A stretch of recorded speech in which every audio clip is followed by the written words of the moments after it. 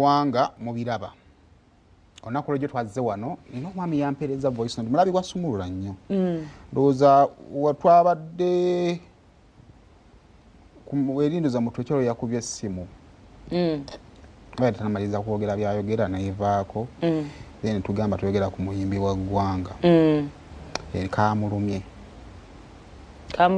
bambi kamulumye era omayinze omuntu wajja mu inbox yange ebeera sample y'abalala naye nze asobola nemanyo ngenda bategeezayo ekintu kimu buli bw'okolanga ekintu ekimu ng'osuubira results ez'enjawulo then you have a problem. Ebintu ebiri violent bikoleddwa tuzze tubyogeddeko ne tusigadde tufuna results zeki zezimu. Okay, maybe if I'm to make it clear nga nana kunyonyola nnyo my problem oba our problem was not oli kuba simu kwogera ku Alien the way you were addressing him. This is a national TV. We are bound to respect each and every person. Tosobola kuba simu gogamba chi no awo tetujja tuukawo era tujja kukusalako immediately. Yogera point yo gituuse bulungi with respect. So language is also important. Nena ekira language taddewo nti okosa abantu wabo kye balaba nga balina kye baagala mukole. Naye nze ngenda bagamba nti buli bwe munaabeeranga mu struggles ez'enjawulo naye nga effort zemuteekamu zezimu naye nga mu expecting results ezaawukana then you have a problem. Tumaze ebbanga lingi ng'abaamawulire tulipotinga ebikyamu ebikolebwa. Then ffe ne kitukyusibwa nti ffe babi. Tulina azifu empalana. Ne tuvumwa. Muna ku TikTok yange kyogereko. Nangamba gwe hafisirika wano wabadde ku TV ng'owolereza Alien ne muddamu ne mugamba oyo bamuyita Jayden tagambwako takolwaki. Ntegedde bulungi nnyo. Yes, kati era nammwe abatakkiriziganya naye saa zino abamu mwali mutuvumyeko nga mugamba omwana mumukolaki tumuwalana kaakati jo kunyatanigira kusonga ya polisi jo polisi yafulumiza statement ne statement eyo yagenza ofulumanga ebintu ebifaanaganako ng'emu ebyo bibadde bikolebwa netekola ku statement era etugamba ekintu kimu tetunnafuna akolaki aloopa. When violence bwefuukanga ekya bulijjo ng'ensi egatuguza violence tuwaane empaane so that tubakubira obugoma kyovala nti omuzadde olumu wamuleeteranga essowaani n'agamba ginteeke ku mutwe then kaabugezi n'akugjamu n'ogamba ku mutwe tebugendako ki sowaani kangitere kubanga bakimanyi nti bwe bibeerawo tugenda kujja tubivumirire then babikyuse bagambe nti baabo kati awo yakoze eki tebamwagala ndoza mubalaba baali bamukyawadda kakati nze ngenda waana biwaane bekikwatako bazuukuke kubanga nze sina kyensobola kukola bwe naabiwaana mmwe abandaba mujja kunyiiga mugambe bano nabo kati basiruwadde so that you take mubyeyogerereko kubanga mmwe teri ajja kugamba nti babasasudde psychological nze ye trick yange kati. We decided to be sarcastic. Oba ate sana bategeza tuli sarcastic but that's what we decided. So fe tugenda bisudia. Kubanga bwe tugenda eri mu biri serious. Ebintu birina ne camera birina ne evidence police nga yavaayo. A lot of things have been done on camera.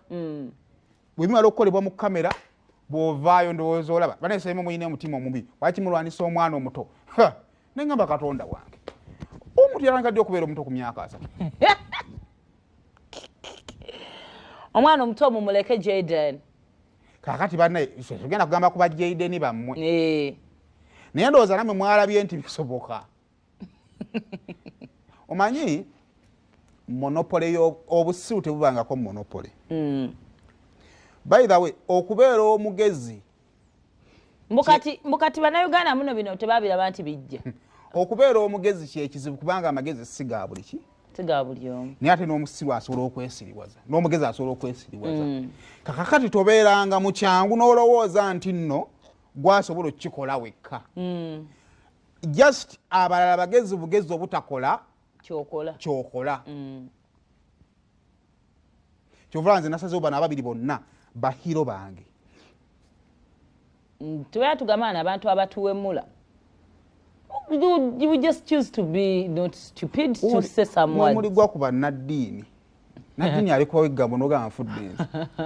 And at times Nadine mulimu mu kikoleko. Ennaku zino ajja ati namyalo wa tabbo nnyo. Naye buli omu amwekanga. Office gyalimu naye ojja nakubawo ebigambo biri. Nti omwana ayinza okujja n'abawemula olunaku lulamba. Bannange wabeeyo omukulu ajja atuwemula ekigambo ekyo mulabe banaddamu okuwemula. Kuba abantu balowooza bawemula balowooza banjawulo.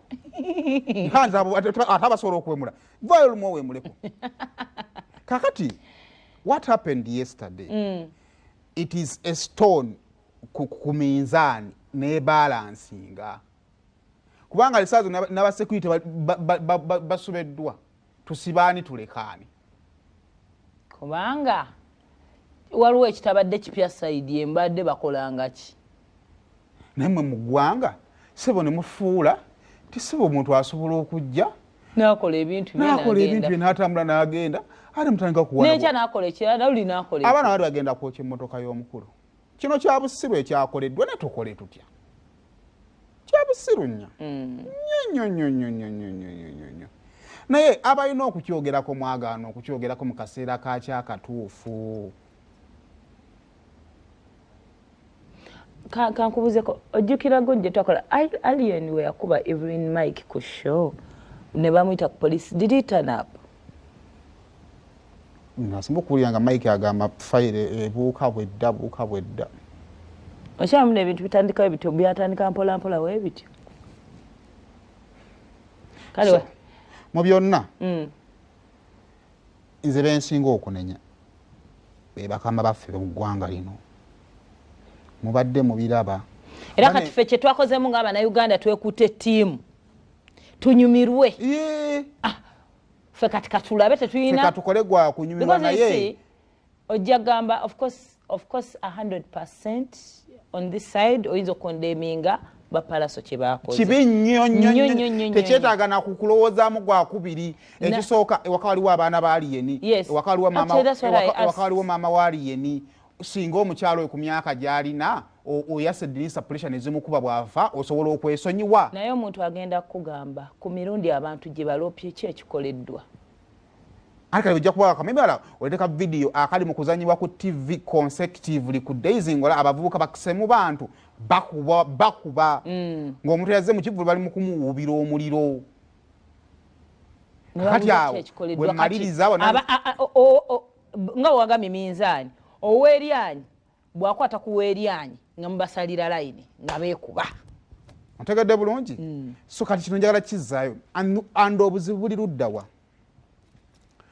Ekisooka mukutte ennyondo mwagala kukuba nsiri.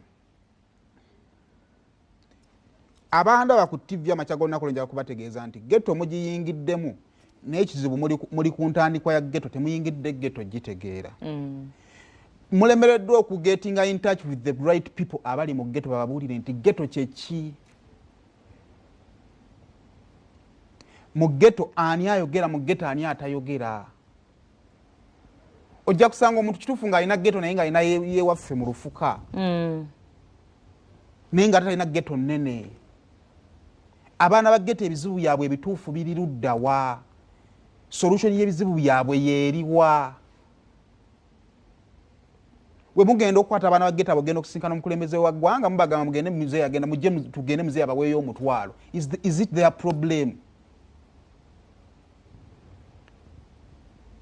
Kati mugenza okumaliriza nga byonna bye mukoze mu bbanga lyonna lina okulaga nti ghetto mugirina mu lunaku olwo mazzeeyo ku ground zero.